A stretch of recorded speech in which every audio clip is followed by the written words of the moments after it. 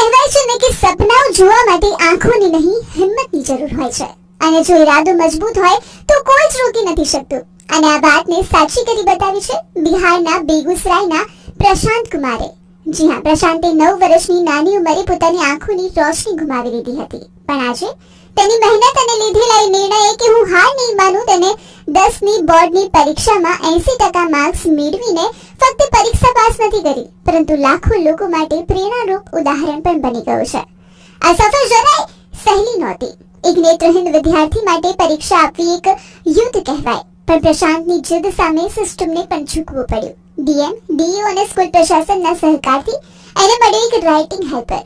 પ્રશાંત પ્રશ્નો સાંભળતો, જવાબ બોલતો અને કોઈ બીજો તેને લખતો હતો. પ્રશાંતની બહેન મુસ્કાન તેના માટે ત્રીજી આંખ બની. પરીક્ષાની તૈયારી માટે તેની બહેન તેને વાંચીને સંભળાવતી અને પ્રશાંત દરેક શબ્દને પોતાના મનમાં એક જીવંત ચિત્ર બનાવી લેતો, અને તેનું પરિણામ આવ્યું. ધોરણ 10માં સારા માર્ક્સે પાસ થઈ ગયો.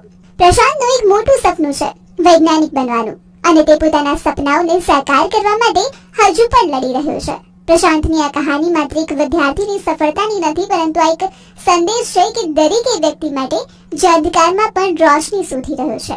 કારણ કે સપનાઓ આંખોથી નહીં દિલથી જોવામાં આવે છે, અને જ્યારે હિંમત મજબૂત હોય ત્યારે અંધકાર પણ રોશનીમાં બદલાઈ જાય છે.